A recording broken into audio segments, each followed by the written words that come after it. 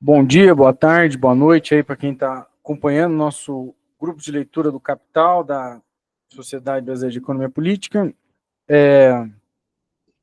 Nós estamos aqui no 51º encontro, lendo o livro 3, mais especificamente estamos no capítulo 23, e no meio do capítulo, né, nós paramos aqui, vamos começar a partir desse parágrafo aqui que eu estou sublinhando. Então, vamos lá.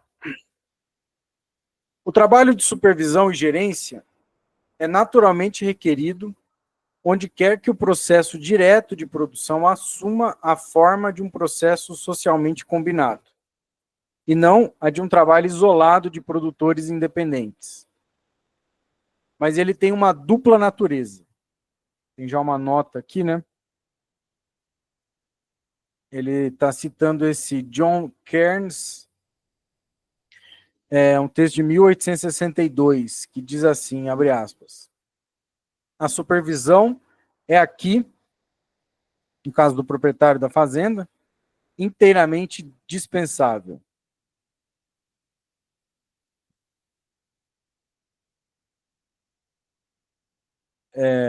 Bom, acho que isso aí tem algum problema, essa citação, porque não é inteiramente dispensável, né? Mas tudo bem, sigamos. Às vezes o Marx tá zoando o cara. Pode ser, né? Tem essas coisas mesmo, pode ser. Então... não sei se você viu o nome do livro, mas era alguma coisa de escravidão. de Slave Power, né? Eu vi aqui, né? Enfim, né? No caso... Né? Olha, eu acho isso mesmo. Eu acho as hierarquias fabris são absolutamente dispensáveis. Por exemplo, eu fiquei 20 anos numa fábrica, tinha o período diurno, o período diurno tinha lá engenheiro disso, engenheiro daquilo, engenheiro daquilo. À noite não tinha ninguém, funcionava do mesmo jeito. Quer dizer, quando o diretor da fábrica tirava férias, o nível da produção aumentava. Eu, por mim, tenho absoluta fé que essas hierarquias do trabalho são completamente dispensáveis. Eu estou de acordo com esse cara. Inclusive, mas no caso de uma fazenda escravista, eu acho que tem que ter supervisão, né? Por exemplo, eu levei tanto a sério disso que na minha empresa, a limpeza do banheiro, eu fazia a limpeza do banheiro. Só para mostrar que não havia hierarquia. E eu programava, eu fazia análise, eu fazia tudo, eu falei assim, olha, aqui não tem ninguém que é melhor que ninguém, não. E como é que nós vamos mostrar isso? Mostrando mesmo, ó, limpa o banheiro aí, vamos limpar o banheiro. E funcionou bem, a empresa isso é puta bobagem, esse troço aí. Puta bobagem. O pensamento coletivo é muito superior, muitíssimo superior do que a cabeça de um carinha qualquer. Não? É claro que nós devemos ter a técnica, mas a técnica não significa privilégio. Deixa eu ver quem que levantou a mão. Mas, Fernando, só assim, eu posso concordar com o que você está falando, mas assim, acho que tem que deixar também bem destacado, assim, que se a gente está falando de trabalho escravizado, aí não, né? Aí eu não consigo... Desculpa, é que meu microfone é muito ruim mesmo, estou falando bem alto aqui, mas eu não consigo falar mais do que isso. Desculpa que se não dá para escutar, mas é que eu só acho que para trabalho escravizado é realmente inadequado, assim, falar que não precisa de supervisão. O escravizado só está dentro da fazenda porque está submetido à força ali dentro, né? Então, acho que ali, nesse caso, acho ruim dizer que não precisa de supervisão, só isso.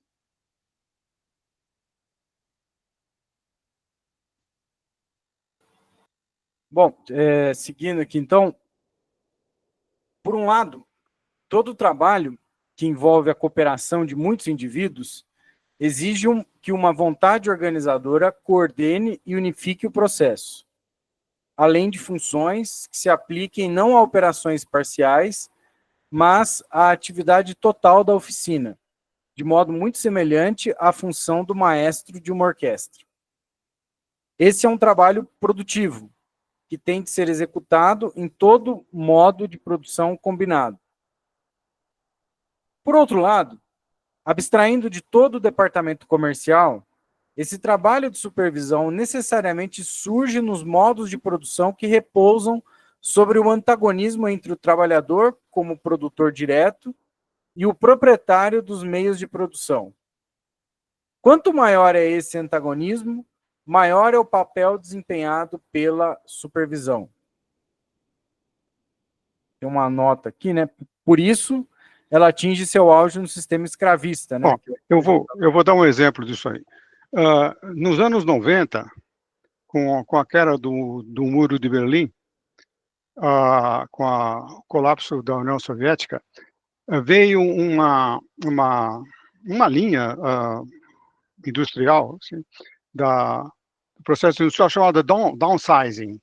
Downsizing significa um achatamento hierárquico, né? Porque tinha uma camada de classe média que você podia chamar de aristocracia operária, alguma coisa desse tipo, que servia de tampão para a proteção do proprietário e para segurar a barra, né, das reivindicações operárias.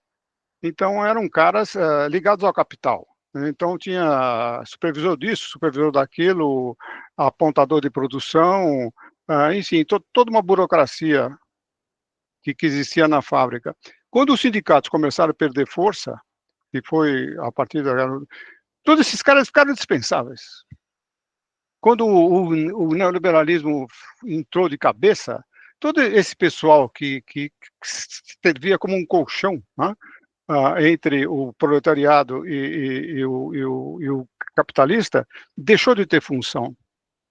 Então, houve uma reformulação administrativa muito grande do processo produtivo. Esse pessoal foi todo eliminado porque era inútil. A única função dele era a política. Então, é isso aí. Quando os sindicatos estavam fortes na década no fim da década de 70 e na década de 80, aí esses carinhas seguravam a greve. Seguravam a greve. E quando isso se enfraqueceu, mundialmente, né, aí houve uma reformulação administrativa dentro das empresas capitalistas, que foi chamado de downsizing. Isso aí essa frase aí é lapidar.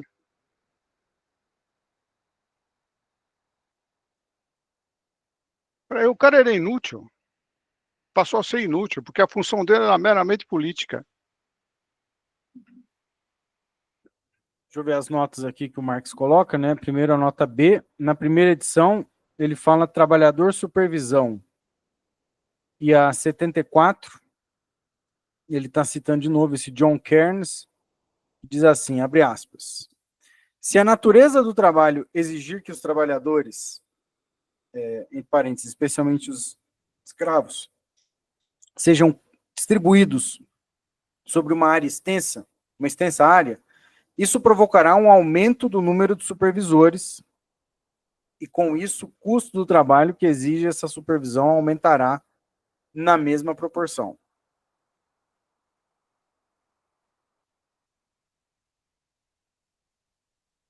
Ela também é imprescindível no modo de produção capitalista, uma vez que nele o processo de produção é, ao mesmo tempo, um processo de consumo da força de trabalho pelos capitalistas.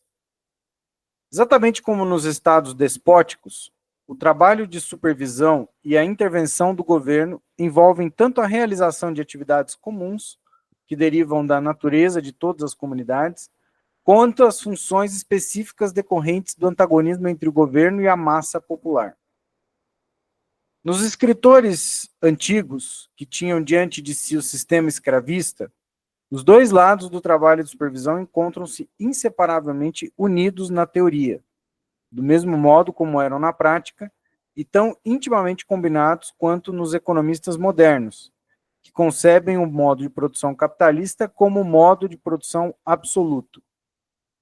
Por outro lado, como mostrarei a seguir, com a ajuda de um exemplo os apologistas do sistema escravista moderno se servem do trabalho de supervisão como justificativa da escravidão, tanto quanto os outros economistas o utilizam para justificar o trabalho assalariado. O Vilicus, na época de Catão, abre aspas, é uma citação desse Theodor Mommsen, né, sobre a história do Império Romano. No auge da escravidão rural, o agricultor, entre parênteses, vilicus, derivado de vila, fazenda, fecha parênteses, que ganha e despende, compra e vende, recebe instruções do patrão e, na ausência deste último, dá ordens e aplica punições, o agricultor desfrutava naturalmente de uma liberdade de ação maior que a dos demais servos. Os livros de Magão aconselhavam que ao agricultor fosse permitido casar-se, criar filhos e ter seus próprios fundos, e Catão recomendava que ele se casasse com a agricultora. Apenas ele podia almejar a liberdade de seu senhor, em caso de bom comportamento. De resto, formavam todos um estamento doméstico comum. Cada escravo, incluindo o próprio agricultor, obtinha seus meios de subsistência à custa de seu senhor, em prazos determinados, e com esses meios ele tinha de sobreviver. A quantidade variava de acordo com o trabalho, razão pela qual o agricultor, cujo trabalho era mais leve que o dos demais servos, recebia uma ração menor que as destes últimos.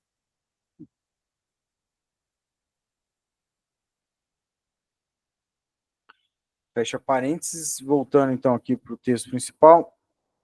Aristóteles, abre aspas, pois o senhor, o capitalista, não atua como tal na aquisição de escravos, na propriedade do capital que lhe permite comprar trabalho, mas na utilização dos escravos.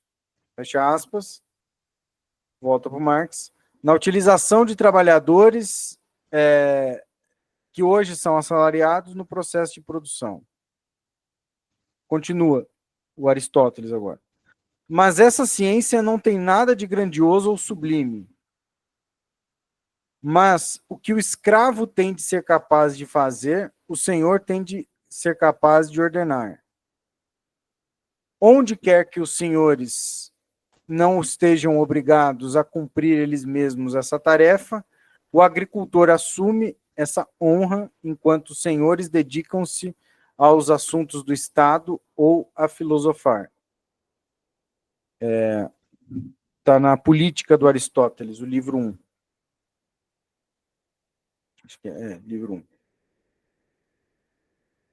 Que a supremacia nos terrenos político e econômico reserva aos detentores do poder as funções do governo e que, portanto, no terreno econômico, eles têm de saber consumir a força de trabalho, é o que Aristóteles diz em tão poucas palavras, acrescentando que não se deve conceder demasiada importância a esse trabalho de supervisão, já que o senhor, se dispõe de riqueza suficiente, concede a um supervisor a, entre aspas, honra dessa faina. O trabalho de direção e supervisão, quando não é uma função especial, determinada não pela natureza de todo o trabalho social combinado, mas pelo antagonismo entre o proprietário dos meios de produção e o proprietário da simples força de trabalho, sendo indiferente se esta é comprada justamente com o próprio trabalhador, como é o caso no sistema escravista, ou se o próprio trabalhador vende sua força de trabalho, de modo que o processo de produção aparece também como um processo mediante o qual o capital consome seu trabalho, função surgida da servidão dos produtores diretos, foi frequentemente usado como justificativa desse regime de servidão, e a exploração, a apropriação do trabalho alheio, não pago, foi apresentada com a mesma frequência como o salário corresponde ao proprietário do capital. Nesse âmbito, ninguém conseguiu superar um defensor da escravidão nos Estados Unidos, o advogado O'Connor, que, num comício em Nova York, no dia 19 de dezembro de 1859, disse, sob a bandeira, abre aspas, justiça para o sul, fecha aspas. E aí diz o texto. Ora, cavalheiros, dizia entre grandes aplausos, a essa condição de servidão, o negro está destinado por natureza. Ele é forte e vigoroso para o trabalho, mas a natureza que lhe deu esse vigor privou, ao mesmo tempo, tanto da inteligência para governar, quanto da vontade para trabalhar. Fecha aspas. Entre parênteses, aplauso. Continua. Ambas lhe foram negadas, e a mesma natureza que o privou da vontade de trabalhar, deu a ele um senhor, encarregado de coagi-lo e fazer dele, no clima ao qual ele está adaptado, um servidor útil tanto para si mesmo como para o senhor que o governa. Afirmo que não constitui injustiça nenhuma deixar o negro na condição em que a natureza o colocou e dar a ele um senhor que o governe. Tampouco significa privá-lo de quaisquer de seus direitos se o obrigássemos a trabalhar em retribuição, a pagar a seu senhor uma justa compensação pelo trabalho e pelo talento que este empregou em governá-lo e torná-lo útil para si mesmo e para a sociedade. Fecha aspas. Nossa senhora, isso aqui é um texto horrível, isso aqui. Isso é O'Connor, isso em 1859, estava às vésperas da Guerra Civil dos Estados Unidos, né? Que em 1861 começa, né? Então, 2 anos aí, né? Imagina o tipo de comício que ele estava declamando essas palavras, ainda sendo aplaudido, né? Enfim. Mas vamos lá, voltando aqui para o Marx. Ora, o trabalhador assalariado, assim como o escravo, também necessita de um senhor que o faça trabalhar e que o governe. Estando pressuposta essa relação de domínio e servidão, é justo que o trabalhador assalariado se veja obrigado a produzir seu próprio salário. E, além disso, também o salário de supervisão, uma compensação pelo trabalho de governo e vigilância sobre ele, e pague, abre aspas, a seu senhor, uma justa compensação pelo trabalho e pelo talento que este empregou em governá-lo e torná-lo útil para si mesmo e para a sociedade. Fecha aspas. O trabalho de supervisão e direção, na medida em que deriva do caráter antagônico da supremacia do capital sobre o trabalho e, por conseguinte, sendo comum a todos os modos de produção que, tal como o capitalista, se baseia no antagonismo de classes, encontra-se direta e inseparavelmente vinculado às funções produtivas, que todo o trabalho social combinado impõe a determinados indivíduos como um trabalho especial.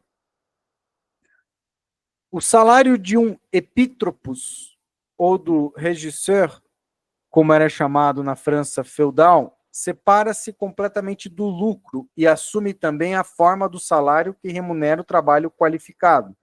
Tão logo a atividade é realizada numa escala suficientemente grande para poder pagar um tal diretor, entre parênteses, manager.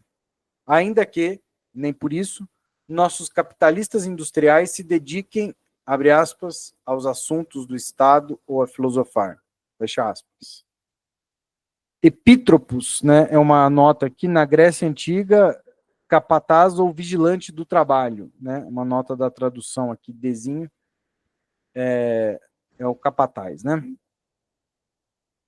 Então, o Marx está colocando uma relação entre esse epítropos e o manager moderno, né, que, abre aspas, a alma de nosso sistema industrial, fecha aspas, não são os capitalistas industriais, mas os managers, é algo que o senhor Ur já nos havia dito.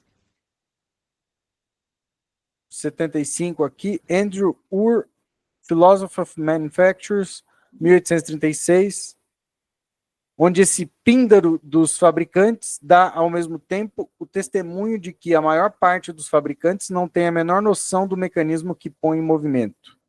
Comentário do Marx aí sobre esse Andrew Ur. Voltando ao texto.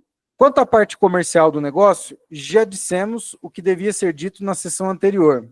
página 330 a 332.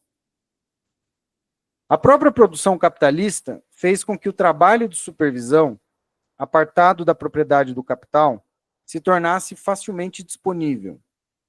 Tornou-se, portanto, inútil que o capitalista se ocupasse desse trabalho de supervisão. O maestro não necessita de modo nenhum ser o proprietário dos instrumentos da orquestra.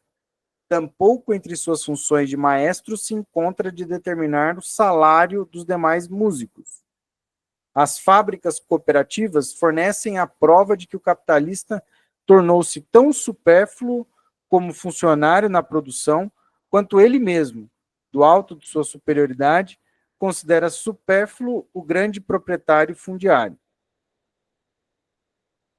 Na medida em que o trabalho do capitalista não deriva do processo de produção como processo puramente capitalista e, portanto, não se extingue por si mesmo, por si só, juntamente com o capital. Na medida em que ele não se limita à função de explorar trabalho alheio. Portanto, na medida em que ele resulta da forma do trabalho como trabalho social, da combinação e da cooperação de muitos para a obtenção de um resultado comum. O trabalho do capitalista é tão independente do capital quanto o é essa mesma forma. Então, logo ela rompe o invólucro capitalista.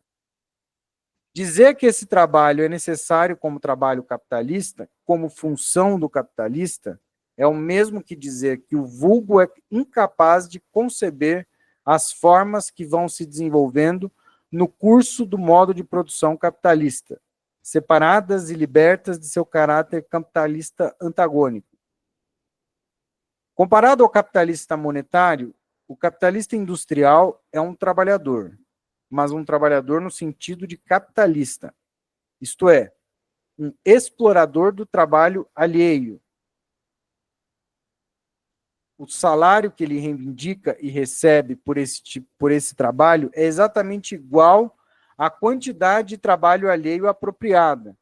E na medida em que ele realiza o esforço requerido para a exploração, depende diretamente do grau de exploração desse trabalho, e não do grau de esforço que essa exploração exige que ele pode transferir a um diretor em troca de uma remuneração moderada.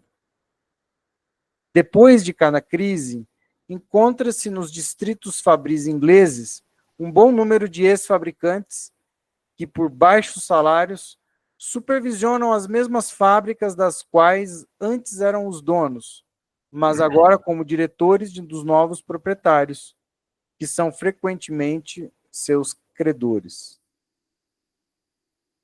Uma nota 76 aqui do Engels, né, que diz assim: num caso de que tomei conhecimento, ocorrido após a crise de 1868, um fabricante falido tornou-se empregado assalariado de seus antigos trabalhadores.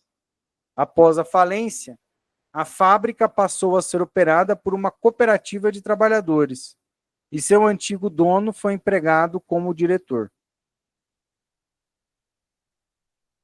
Acho que é interessante essa menção aqui, né? Só um pequeno pausa, porque, especialmente por causa da crise, né? Ele está falando aqui, após a crise de 1868, o Engels está dizendo.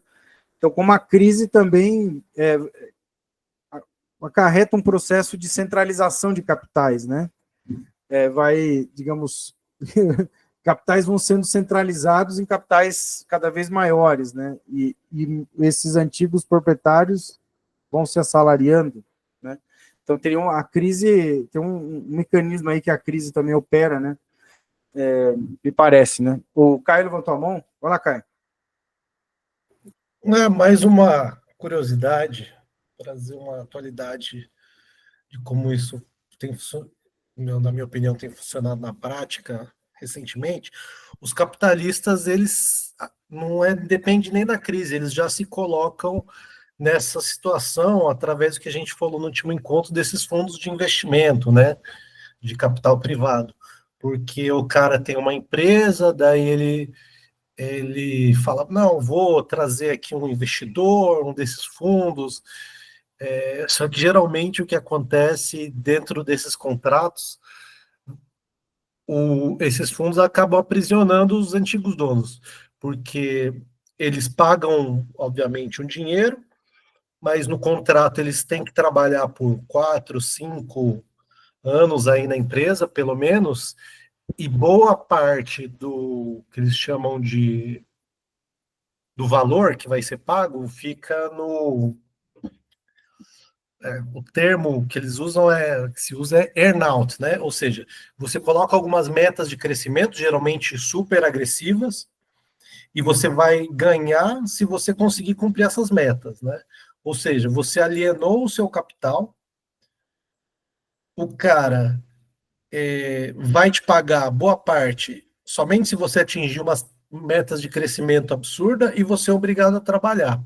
E ainda ele vai colocar um cara no financeiro que vai controlar todo o dinheiro da sua empresa, né? Ou através de membros de diretoria, né?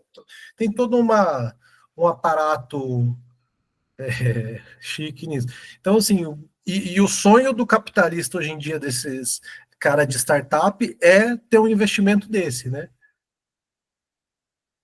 Então, assim, é muito irônico, né? Como que as coisas viram. Eu reparo mesmo que essa coisa de dono de startup, né? O que eles mais querem é fazer um negócio que fica famoso, aí vem a Google, vem alguma empresa e compra deles, né? E, e aí eles ficam milionários. Aí acho que, né, na verdade, aí vai ficar também, né, sendo subordinado a essas próprias empresas, né? Enfim. Lógico. A minoria consegue ganhar, realmente ficar rico, né? A maioria acaba virando funcionário dessas grandes empresas.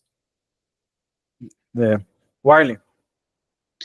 Não, só chamar a atenção que esse capitalista que está na atividade de supervisão, ele é parte da classe capitalista, né? Ele é inimigo de classe, né? Porque a condição vamos dizer, da remuneração dele, do salário, sei lá, se dá a partir da intensificação da exploração, né? Que se a gente pega essas abordagens contemporâneas, coloca muito os capitalistas produtivos aí como quem está nesse trabalho mais direto de supervisão, como, vamos dizer assim, os aliados táticos aí, pensando do ponto de vista político, né? E aí parece claro, né? Eles compõem a classe dos capitalistas, são inimigos de classe, né? Não tem aí qualquer possibilidade de aliança, né? Que já foi uma tese muito forte, por exemplo, no PCB, né? No setor industrial, e aí no caso, aí, se a gente for descer mais, né? Desse trabalho de supervisão, né? Esses caras, desde a antiguidade, eles participam da exploração do trabalho alheio. Queria fazer esse comentário. Eu acho que é um comentário importante, porque gera muita confusão, né? Parece que recebe um salário, né? E aí recebe um salário, então ele é trabalhador. Mas é um trabalho bem específico, né? O trabalho de supervisionar o trabalho alheio, né? Não, vai lá, Fernando, e a Raquel levantou a mão, depois já na sequência ela fala. Não, tinha um ditado que o maior inimigo do operário é o contramestre. Porque esses camaradas, eles não se acham mais proletários. Eles já foram cooptados pelo capital. Eles são mais rigorosos do que o próprio dono. Eles são porque eles na verdade, eles se acham superiores, né? Eu saí dessa classe, né? Eu sou de outra classe. Então, mas ele é um selvagem, né, na verdade. Então, ele oprime o trabalhador muito mais do que o próprio dono. E é um fenômeno que está também na base desses pobres de direita. Ele não se acha negro, ele não se acha pobre. Então, quando você fala, você é pobre, não, eu não sou pobre. Então, tudo que você fala em favor dos pobres, não se aplica a ele, ele acha que não se aplica a ele. O contramestre é a mesma coisa.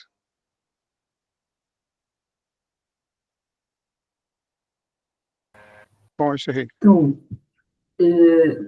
não sei se dá para me ouvir, deve estar muito ruim. Agora está indo bem, pode continuar assim. Então, Não, só porque eu estava assim, só pensando numa outra possibilidade dessas coisas que o Marcos está falando aqui, até pensando nas coisas que o Fernando falou antes ali, né? De fato, assim, a gente perceber certas modificações no mercado de trabalho que, de fato, poderiam tornar realmente supérfluo essa figura de um gerente ou de alguém controlando o trabalho, né?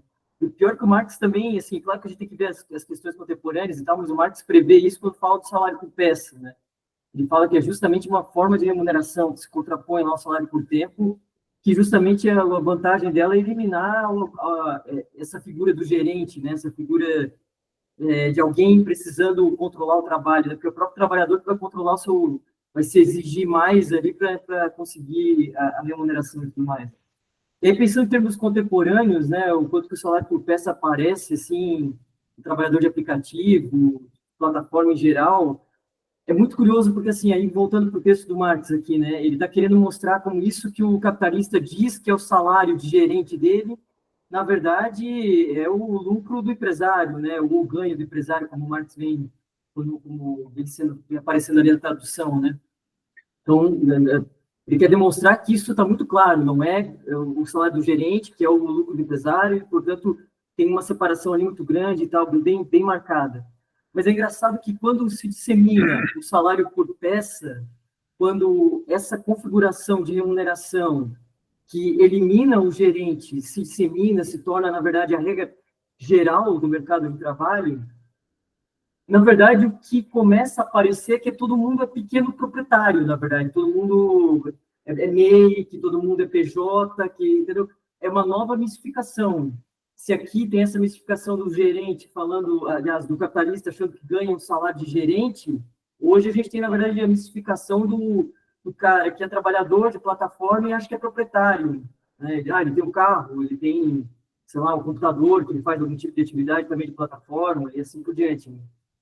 Então, é curioso que a gente, a mistificação, como a relação entre proprietários e não proprietários não aparece tal como ela é, né, como ela sempre vai aparecer invertida, encoberta, sei lá, isso pode ter várias formas. Né? E só uma última coisinha, mesmo entre trabalhadores de plataforma, também ressurge de alguma maneira lá uma posição que a gente poderia também chamar de gerência, por exemplo, entre os aplicativos, entre o iFood, por exemplo, o negócio que eu estava estudando um tempo atrás, reaparece a figura do operador logístico, por exemplo, que é quem vai distribuir trabalho. Então, é curioso como essa figura do gerente, mesmo quando ela se tornou supérflua, se tornou desnecessária, ela reaparece também, mesmo depois da tecnologia desenvolvida. Né? Então, é uma coisa para a gente pensar também. E tem aquele conceito lá que a Ludmilla trabalha, né? O autogerenciamento, como é que é? Subordinado, né? Que eu acho que tem a ver com esse processo do gerente físico ali. Não é que ele continua sendo necessário, mas é quase como se o assalariamento por peça como forma dominante das relações de produção, do assalariamento, né? Acaba meio que internalizando esse trabalho de supervisão, né? Aí o trabalhador fica esse autogerente de si mesmo, né? Claro que é um autogerente subordinado à lógica do capital, porque ele não tem capital para se tornar um empresário de verdade. E só para botar um ponto a mais isso aí, porque aí, no caso, ela está falando que aí é autogerenciamento de uma série de coisas, né? Nem só da tua jornada de trabalho, mas tu prever como é que tu vai, tu mesmo garantir a tua aposentadoria, porque já não tem mais previdência, já não contribui para a previdência, né? Tu mesmo vai ter que prover isso de alguma maneira. Se ficar doente, tu também vai ter que prover isso de alguma maneira. Então, é um autogerenciamento desse âmbito todo da vida, né? Não só, digamos, aquela jornada específica.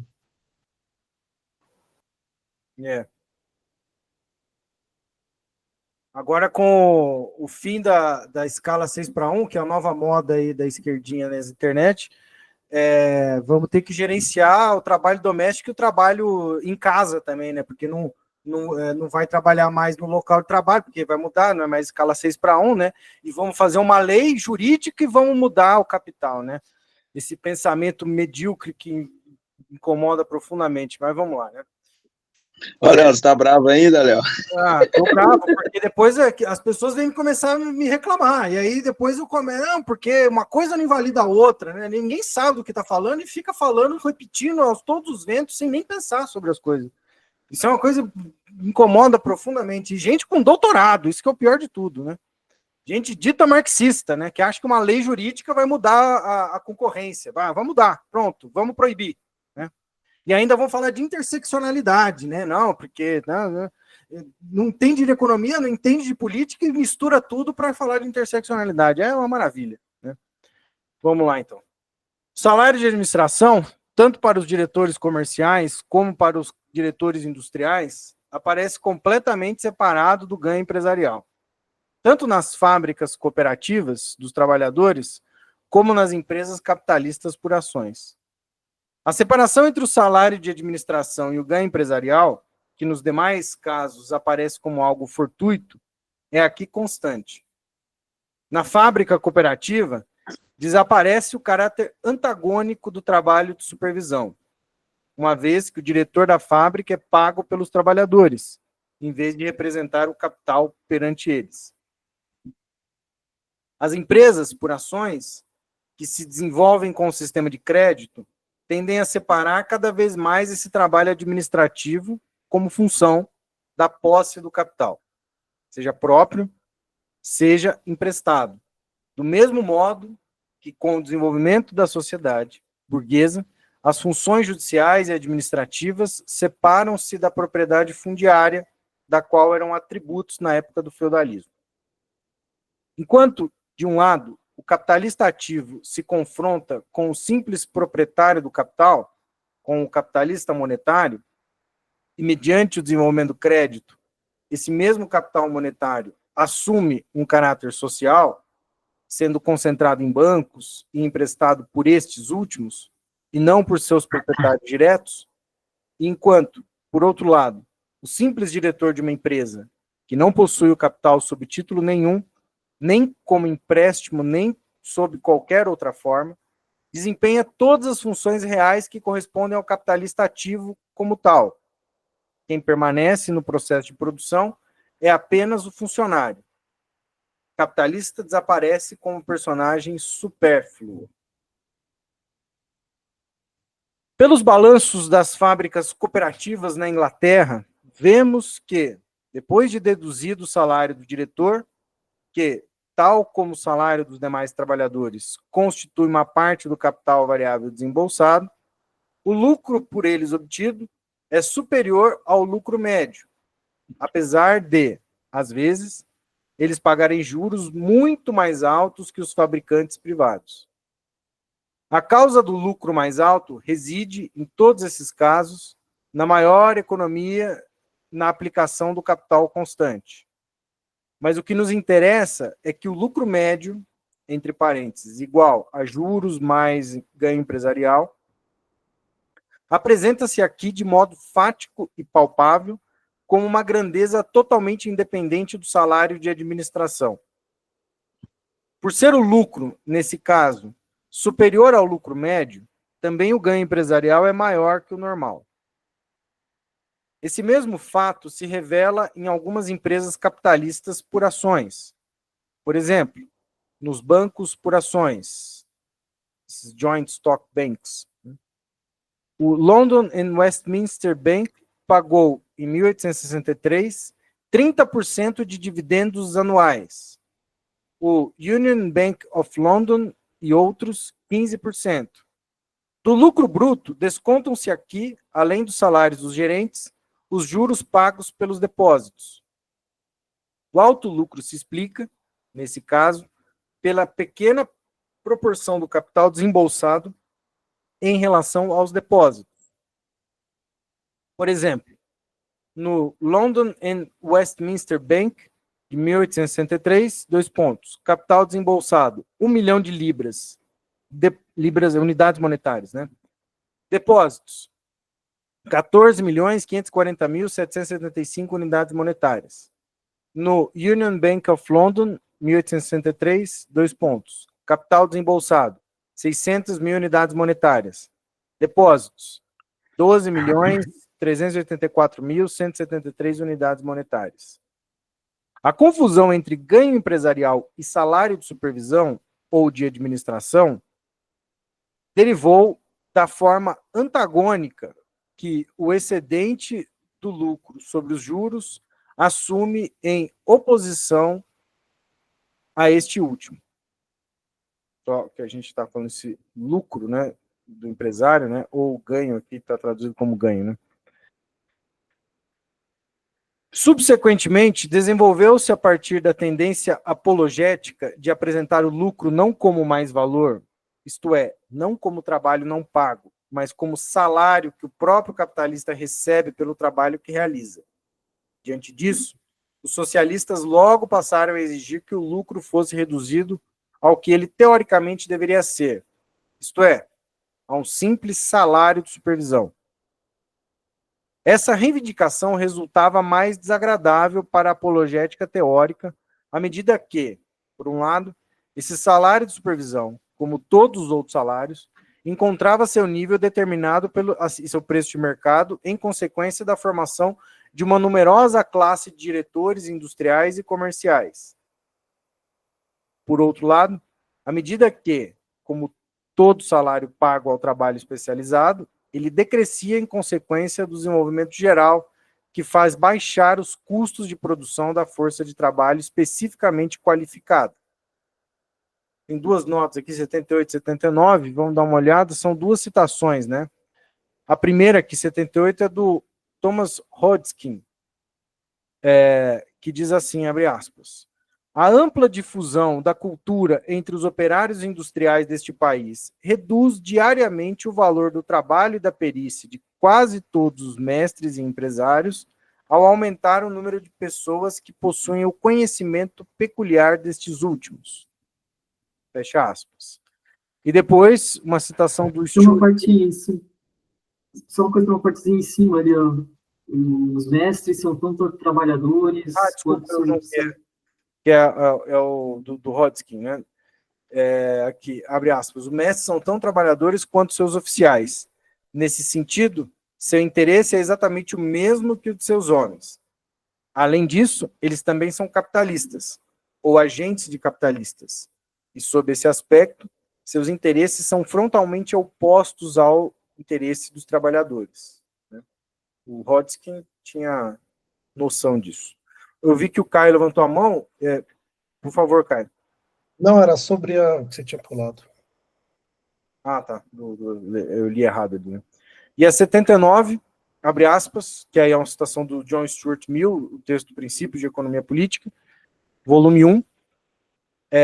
O relaxamento geral das barreiras convencionais e as maiores facilidades de educação tendem a abaixar os salários dos trabalhadores qualificados, em vez de aumentar aqueles dos trabalhadores não qualificados. Então, voltando aqui para o texto. Pessoal, essas duas citações o Marx concordaria com elas, né? Eu acredito que sim. Não, mais ou menos. Eu tenho uma ressalva aí. Assim, vocês já viram que nos jornais sempre fala assim, há vagas, mas não tem trabalhadores? Que é o seguinte, que com o processo de inovação, a universidade sempre está atrás, né? A universidade nunca está na frente das necessidades de mercado. Basta ver o currículo de engenharia, né? O currículo de engenharia tem muito pouco a ver com a tecnologia mais avançada, industrial. Então, na verdade, sempre há carência de trabalho especializado, sempre. Porque a escola está sempre atrás, né? Nunca está na frente, e sempre a demanda de trabalho tem exigências que as universidades não estão dando, nem as escolas técnicas. Tanto é que começaram a ter universidade Oracle, universidade Google, universidade não sei o quê. Então, na verdade, essa crítica que eles fazem, não, tem vaga, mas não tem gente, é porque o processo de inovação está na frente do processo educacional. Sempre. Não, boto fé, mas essas duas citações, você acha que Não, por isso que não tende a baixar. É isso que a minha não tende a baixar. Olha, eu quando eu era moço, como todo mortal, eu tinha medo de que a minha especialidade fosse banalizada, ou exatamente igual a esse texto. Então, eu procurava me colocar no mercado em algo que falasse, não, isso aqui acho que vai ter demanda, vai ter emprego, por isso aqui durante muito tempo. E fiquei, e só agora, depois de 40 anos, que começou a sobrar gente na área onde eu me especializei, depois de 40 anos. Quer dizer, então, durante 40 anos houve uma demanda extraordinária disso aí. E tinha revoluções tecnológicas dentro desse setor, que cada mudança tecnológica, eu posso até falar qual. Praticamente 30% dos profissionais saíam do mercado com a inovação tecnológica. Já estavam numa fase da vida que não conseguiam mais acompanhar. Então, havia uma demanda forte, havia inovações tecnológicas e mesmo assim os funcionários que estavam, as pessoas que conheciam o ramo, perdiam o mercado porque não conseguiam se atualizar. E tudo que eu sei desse ramo que eu escolhi, eu nunca estudei na universidade, nunca. Eu não fiz um curso universitário relativo à minha função durante 40 anos. Nenhum. É só para dizer que isso não é verdade. Tem sempre uma demanda não atendida de profissionais especializados. E Ô com Fernando, salários mas você altos. não acha que quando generaliza, por exemplo, aí baixa, não? Eu entendo, eu concordo, tem, né, sempre cria uma nova ali dos processos, mas você acha que quando essa técnica, vamos dizer, que ela se generalizou, aí você não acha que essa, vamos dizer, eu não estou chamando de lei aí, não se aplicaria, que aí baixa o salário, em vez de subir o do desqualificado, vamos dizer assim, do trabalhador simples, baixa o salário desse trabalhador mais complexo, né? Não, você sabe por quê? Olha, tem um case bastante interessante durante os anos 70 e 80, durante a ditadura militar, onde há uma discussão, a direita fala que não houve um processo de concentração de renda, a esquerda acha que houve. Na verdade, a renda aumentou um pouco em todos os setores, mas aumentou muito no pessoal especializado, porque houve um crescimento extraordinário ah, da economia nos anos 70 e não tinha pessoal especializado. Então, o salário desses caras subiu muito, que eu fui um beneficiado disso. Então, esses caras, isso é tão importante socialmente que esses caras educaram os filhos de uma maneira racionária, porque saíram lá da Moca, do Brás, do Ipiranga, de São Caetano, de bairros, tinham algum estudo, eram da classe trabalhadora, de repente deixaram de estar na classe trabalhadora, o texto fala agentes do capitalismo, começaram a ser agentes do capitalismo, e educar os filhos de escolas particulares, etc, etc. E os filhos viraram tudo reacionário. Então, a safra dos anos 90, 2000, da classe média é fruto desses caras dos anos 70 e 80, como eu. Então, na verdade, se o país tem um desenvolvimento muito rápido, o salário do pessoal especializado cresce.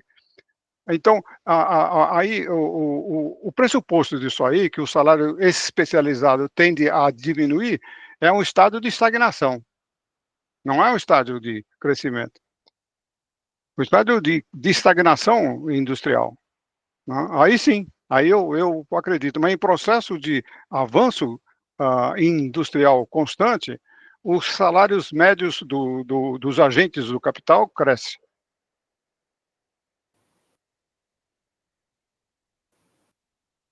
Boto fé. Bom, acho que aqui, deixa eu ver aqui a citação que o Marco falou. Por outro lado, à medida que, como todo salário pago ao trabalho especializado, ele decrescia em consequência do desenvolvimento geral que faz baixar os custos de produção. Eu acho que aqui, no caso, o Marx estaria concordando com a citação, mas o ponto que o Fernando está colocando é um ponto, vamos dizer assim, em desenvolvimento capitalista, e aí eu só ficaria pensando, será que isso não é uma característica, talvez, do mercado de trabalho brasileiro? Né? Porque o que o Stuart Mill está falando, talvez isso valesse para o mercado de trabalho inglês, né? Que o Marx está falando, mercado de trabalho desenvolvido, né? Mas sem dúvida. O mercado de trabalho subdesenvolvido, como no caso brasileiro, talvez aconteça o que você está dizendo, né? Você vai, inclusive, mostra uma certa estratificação cada vez mais concentrada na renda e da propriedade na sociedade. Né? Sim, tá certo. Bom, falta só essa página, não vamos terminar aqui, né? Que aí a gente acaba a leitura de hoje. Com o desenvolvimento da cooperação da parte dos trabalhadores, das empresas por ações, da parte da burguesia, desapareceu o último pretexto para a confusão do lucro do empresário com o salário de administração. E o lucro revelou ser, também na prática, aquilo que ele já era indiscutivelmente na teoria. 2 pontos. Simples mais valor. Valor pelo qual não se paga equivalente nenhum. Trabalho realizado e não pago. De maneira que o capitalista atuante explora realmente o trabalho e, quando opera com o capital emprestado, divide o fruto de sua exploração em juros e lucro do empresário, que é o excedente do lucro sobre os juros.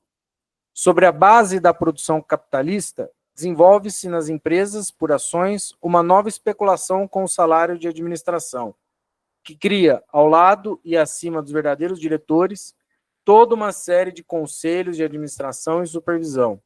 E assim, faz com que a administração e a inspeção se convertam em mero pretexto para o saqueio dos acionistas e o autoenriquecimento.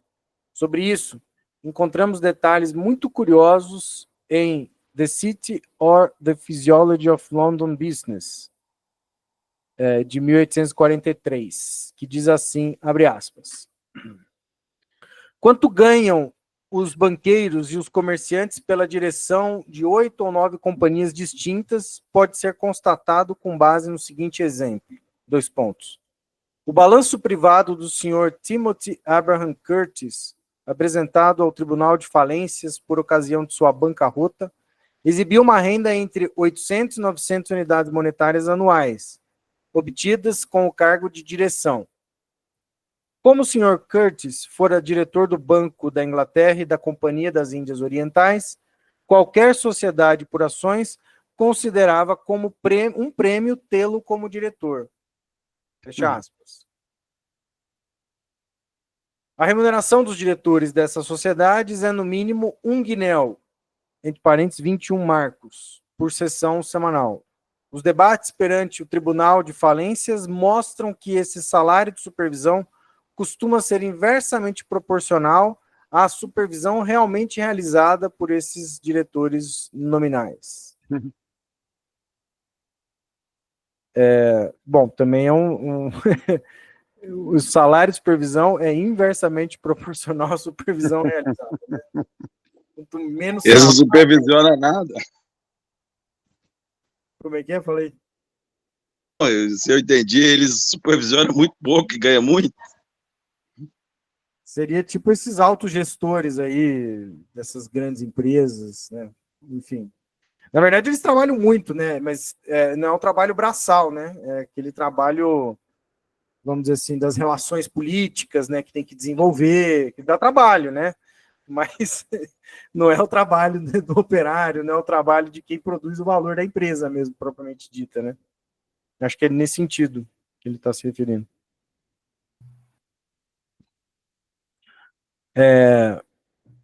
Bom, então terminamos aqui o capítulo, né, 23, e aí o próximo é o 24, então, que é a exteriorização da relação capitalista sob a forma do capital portador de juros, mas aí a gente começa esse aí na próxima semana, e se alguém quiser fazer algum comentário, alguma ponderação aí do que nós lemos, acho que segue aberto. Raquel?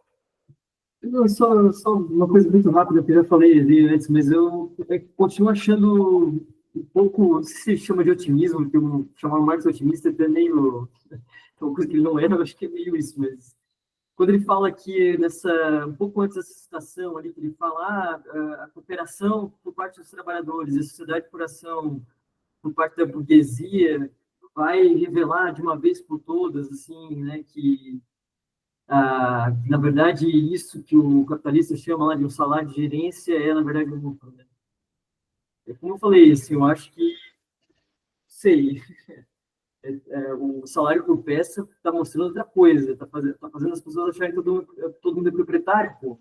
Desde demarcar a diferença de proprietários e não proprietários, como que o lucro vem né, da exploração desse trabalho, não. Faz com que todos pensem serem proprietários de alguma coisa.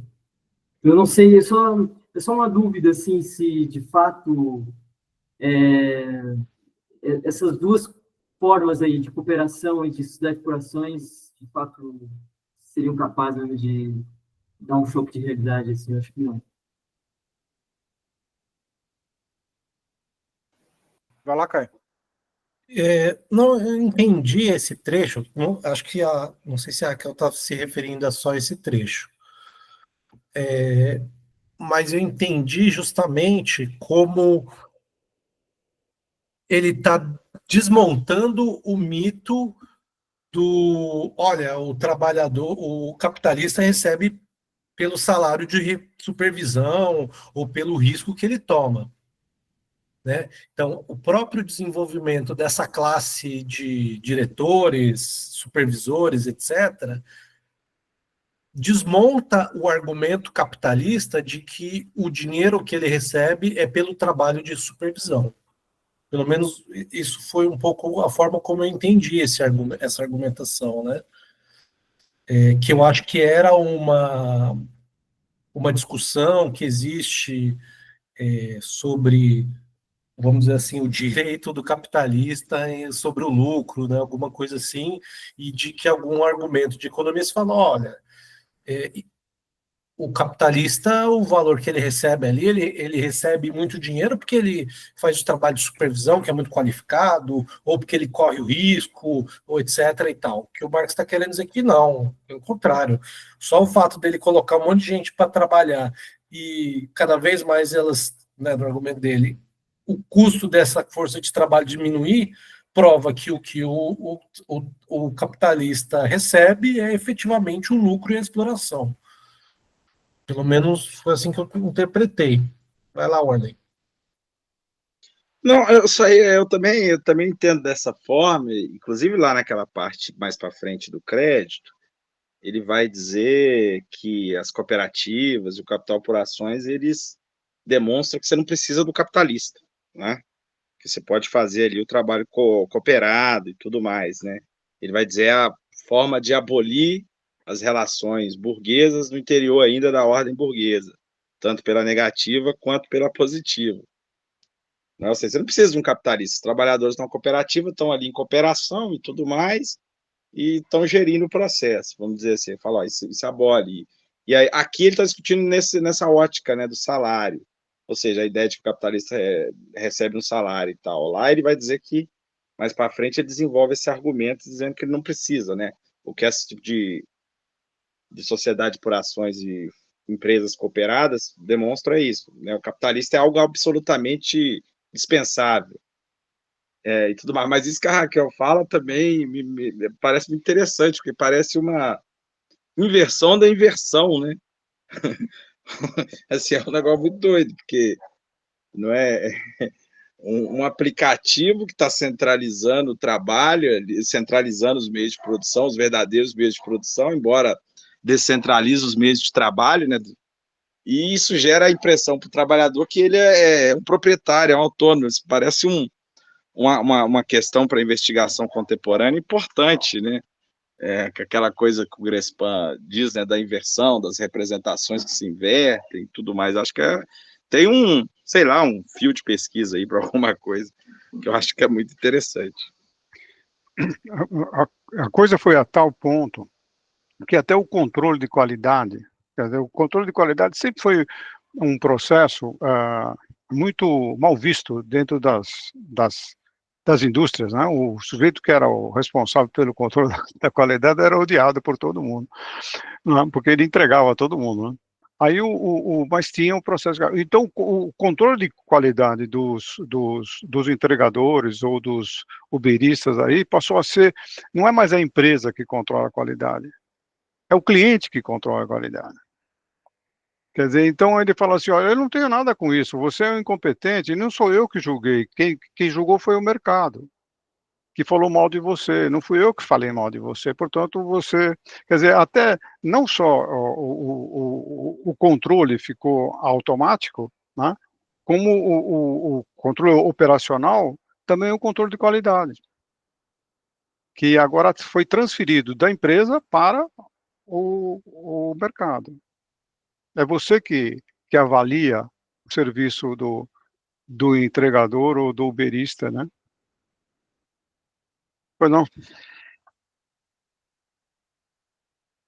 Não, eu acho isso extremamente importante, assim, e relevante no que a gente vê hoje, né? Eu acho que a questão da uberização, trabalho plataforma, mas também essa lógica de empreendedorismo e ultrafinanciarização, ela serve de uma certa forma.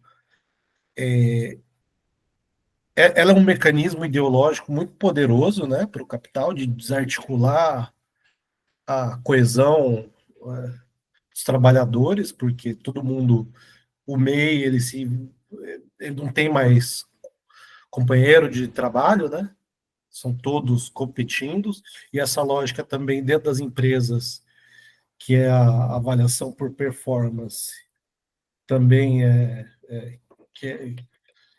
isso até, sei lá, uns 5, 6 anos atrás ainda era muito comum. Hoje acho que essas empresas, algumas menos, que é a curva forçada, né? Então, 20% dos seus trabalhadores você promove, ali metade, 60% você mantém ali, dá um aumento, etc., e 20% você tira, né? Você elimina.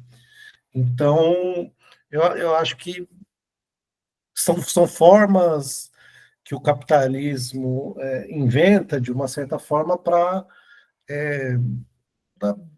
expressões da luta de classe, vamos dizer assim, né? Eu acho a questão da plataforma é mais uma, e ao mesmo tempo ela também tem um outro componente, que é ela desarticula a questão jurídica, né? Que, vamos dizer assim, a conquista do Estado do, da luta de classe, que se gerou em direitos trabalhistas, isso é em tudo, né? Eu acho que não é só um fenômeno brasileiro, embora no Brasil seja um pouco mais agressivo, como sempre, né? Você desarticula, né? Você dá dessa lógica de capital e trabalho. Tudo bem, agora o capitalista ganha, o trabalhador ganha muito poder, você inverte a lógica, vou transformar esse cara no empresário e fazer com que, né, operar isso. Eu acho bem interessante. E nisso eu acho que, eu não lembro onde que eu li agora, eu preciso recuperar isso, mas eu vi que estava numa discussão sobre a política, agora a eleição do Trump, e olha, a análise era mais ou menos assim: olha, não vai mudar nada, tanto faz. Já existe uma classe de capitalistas, então você pega Google, Amazon, Elon Musk, esse povo aí, eles já acham que eles não precisam mais do Estado, né? Uma parte deles está convencida de que eles conseguem operar, fazendo essa arbitragem. Então, se tem tratado de cooperação, não tem tratado, se tem barreira de capital, etc., tá, já estão num ponto que para eles é um pouco indiferente, né? Então, tanto faz, sabe, o Mark Zuckerberg, ele comprou uma ilha no Havaí e está construindo um bunker, enfim, acho que eu já divaguei um pouco mais agora no assunto, mas Acho que é por aí. Por isso que eu acho o trabalho do Leonardo e da Raquel importante, especialmente porque tem uma atrofia do Departamento 1 no Brasil, né? E uma superdimensionamento da circulação, né? Quer dizer, e aonde isso vai levar? É isso que como isso se estabiliza, né? Quer dizer, esse é um ponto que eu acho que isso aí tem uma finitude. Isso dá problema, tendo como pressuposto a realização a produção do valor. Se você acredita na produção do valor como moto econômico, quando você vê esse superdimensionamento da circulação, ou dos serviços de maneira geral, você vai chegar numa contradição. Então, eu acho que essa linha de pesquisa, eu acho importante por causa disso. Quer dizer, isso aí tem um limite, tem uma contradição. Isso não dá para continuar indefinidamente. Bom, era isso que eu queria. Aí eu acho que vem a crise, né? Que o Marx vai dizer que a crise é o que soluciona provisoriamente as contradições, né? Lá no capítulo 13. Acho que aí entra a crise. Porque toda vez que há uma autonomia em demasia de um setor do capital em relação a outro, a crise vem justamente para, quando o Marx vai dizer, criar, ele não usa essa expressão, mas é a única que está na cabeça, o equilíbrio, mas aí equilíbrio entre aspas aí. Quando há uma autonomização demais do capital, aí a crise unifica, restabelece a unidade, é isso que ele diz. A crise restabelece a unidade. Bons pontos aí, bons pontos. Bom, pessoal, acho que o Caio levantou a mão aqui, ó. Vai lá, Caio, vi agora. Eu achei que alguém tinha levantado antes, mas é mais uma pergunta agora, prometo ser breve. Tem a ver com o comentário do Fernando. Tudo bem que existe, talvez dentro do Brasil a gente veja essa desequilíbrio entre departamento 1 e departamento 2, mas na hora que você falou, eu pensei aqui, agora, será que o departamento 1, na verdade, ele não se transferiu, por exemplo, para a China? E a gente, aqui no Brasil, a gente só vê o departamento 2, então, sim, faz sentido falar nessa desequilíbrio do ponto de vista nacional, mas é porque, agora eu confundi, o 1 é a base, né, o meio de produção, os meios de produção. E isso tá na China, né, tá transicionando dos Estados Unidos para a China. E a gente está perdendo a nossa parte, mas esse capital ele continua existindo, ele só mudou geograficamente de lugar e mudou a sua relação, né? Então, assim, o problema é para o Estado Nacional brasileiro, mas será que ele é um problema para o capitalismo? Essa é a pergunta. Só essa aí, isso aí para mim é um tema que eu gostaria até de falar mais, assim, mas é porque eu acho que os esquemas de produção são uma ferramenta econômica realmente para entender a economia nacional, né? Eles são uma ferramenta de economia nacional aquilo ali. E aí, assim, sim, a nós talvez vai aparecer, então, os esquemas de produção vão mostrar justamente digamos, um recuo, uma insuficiência do setor 1, assim como, né, e aí eu vou fazer uma análise assim contemporânea, pegar coisa histórica e ficaria por fazer uma análise mais contemporânea, mas assim como, sei lá, desde o Lenin, passando pela Rosa, e todos eles vão falar que, sei lá, a Inglaterra vai resolver o seu excesso de setor 1 justamente com o imperialismo, né? Então, sim, acho que é uma ferramenta para entender a economia nacional, e os desequilíbrios vão aparecer de várias formas, né? Acho que aparece uma economia com passado colonial de uma maneira, o que a gente expressa é uma economia com passado colonial que se inseriu de uma maneira no Visão Internacional do Trabalho e tudo mais, né? E acho que os países europeus, Estados Unidos também, né, países centrais de maneira geral, vão ter outras, digamos, estudar os esquemas de equação para esse país vai mostrar outras coisas, o que não significa que não mostre crise também, mas de outra maneira. Eu concordo contigo que uma parte do minério de ferro brasileiro vai para a China, mas vai também uma boa parte da soja, também vai uma boa parte do gado, né? Então não é só o setor 1 que vai para lá também, tem mais uma complexidade, digamos assim. O Caio, dá para ver isso que você falou pelo nível de investimento do Departamento 2. E a gente vê que o nível de investimento industrial tem caído no Brasil. Quer dizer, aí inclui o 2, o Departamento 2 e o Departamento 1. Quer dizer, se a máquina vem da China, então era de se esperar um investimento, né, no Departamento 2 para comprar a máquina, né? E a gente não está vendo isso.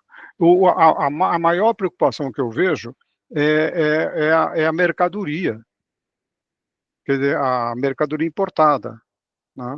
Que não é mais do Departamento 2 nacional, é do Departamento 2 chinês. E aí, essa mercadoria de 1,99, né, só para dar que inunda o mercado de bugiganga e onde esse pessoal começa a circular essa mercadoria que não veio do Departamento 2 do Brasil, veio do Departamento 2 chinês, a troco de soja, a troco de minério de ferro, a troco de, sei lá. Bom, muito bom a conversa, esse debate aí, a gente poderia aprofundar e continuar, mas vamos parar aqui, né, mantendo o nosso combinado.